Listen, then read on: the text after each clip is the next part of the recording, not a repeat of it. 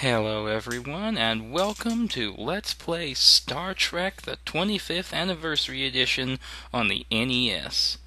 As you can see, this game was released in 1991, and, well, in honor of the 25th anniversary of the television series Star Trek. We're just gonna kind of watch the intro here. I'm just gonna shut up.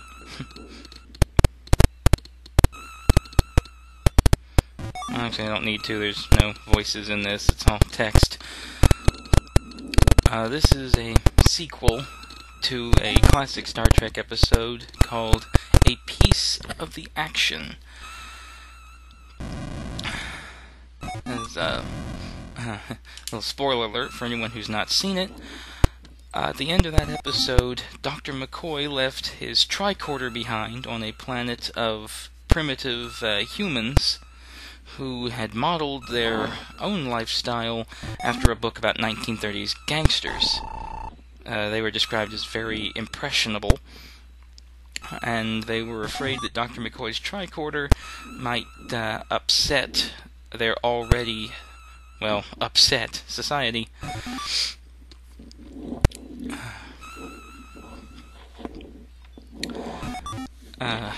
This, unless I miss my guess, takes place immediately after the episode. Here we go, there's that classic Star Trek danger music.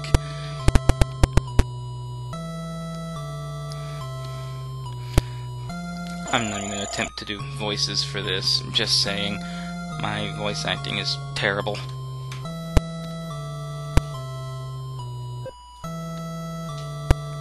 This is also my first ever Let's Play, so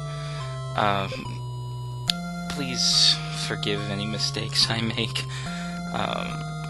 Post in the comments, send me a message, whatever. Just try to keep it civil. I'm willing to fix any mistakes, but I just don't like flames, that's all. This is gonna be the worst commentary ever. Hopefully I'll get better as time goes on.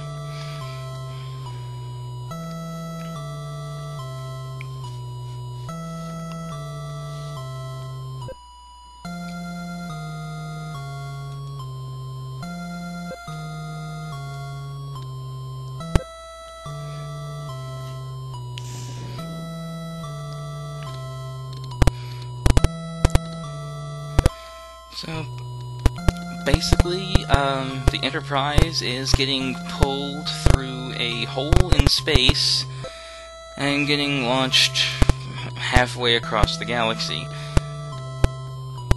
I think that sounds familiar, but not sure why. I say that knowing exactly why.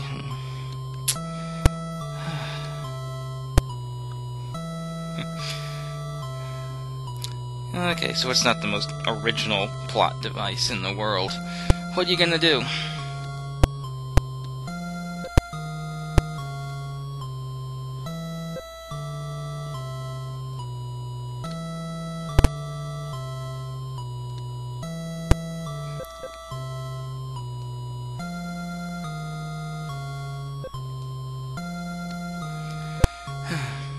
I'm going to try to speed up the text as much as I can while still giving you guys time to read it.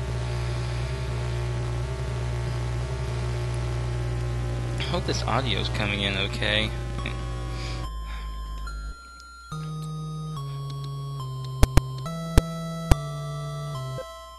As you can see, this game features the entire bridge crew.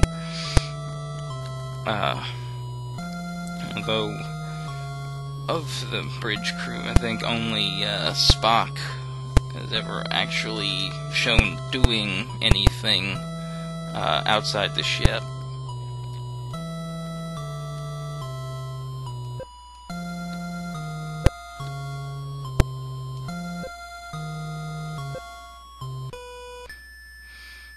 Space, the final frontier. These are the voyages of the Starship Enterprise. Yes, I'm doing the whole thing. Deal with it. Its 5-year mission: to explore strange new worlds, to seek out new life and new civilizations,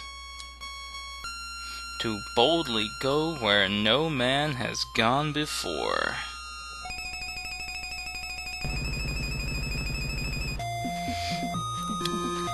In case any of you are wondering, I am playing this on an actual NES, plugged into my new desktop via a USB capture device. I'm rather surprised that there's no lag. I've heard a lot of people using this card have had lag issues. So, that's, well, it's one less thing I have to deal with, but it's performing admirably. I've done several tests before this. Alright, this game actually features a password system, although I'm naturally starting a fresh new game here. And the Enterprise is in orbit around a planet. Get used to that shot, you'll be seeing quite a bit of it in this game. And Kirk's basically just recording in his log here. The dialogue in this game isn't really all that critical. You get a few hints here and there, but you know, this is a non-linear adventure game, and you don't really have to focus too much on story if you've really played the game any at all. I'm gonna try to do things in the order that the game actually wants you to. But I am going to take a few shortcuts to save time where I can, since, well, a lot of it is just padding. Whenever I take a shortcut, I'll explain what you're supposed to do and why I didn't do it. And of course, Scotty's having trouble with the engines. Nothing new there.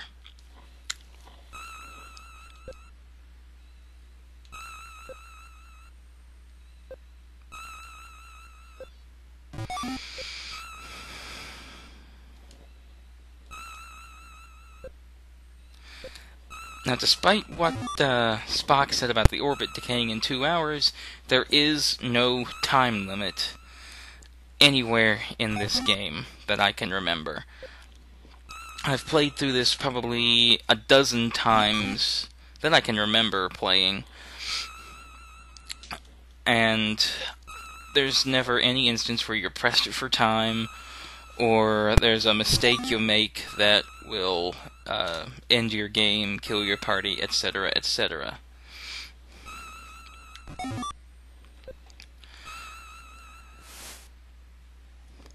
And this is actually a nice little touch. Actually seeing Kirk and Spock in the turbo lift wasn't necessary, but it gave them a place to put more plot exposition and well, area information without just keeping you on the bridge with that annoying panning left and right to talk to the various crew members. And this, you're just talking about a strange temple that Spock scanned on the surface. And of course, because it's something important, his scanners can't tell us anything about it. We're going to have to go and check it out ourselves.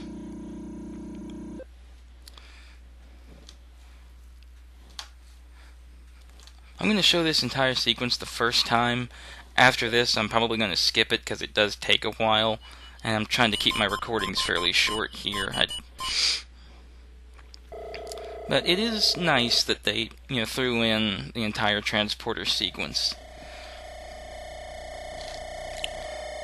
I'm just about up to the 10-minute mark on my recording, so I think I'm going to be cutting it here.